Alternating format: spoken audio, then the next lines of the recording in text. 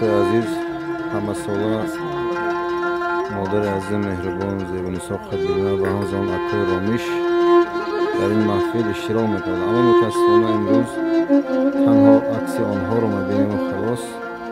تمنا میکنیم که جایشون بیش باشه.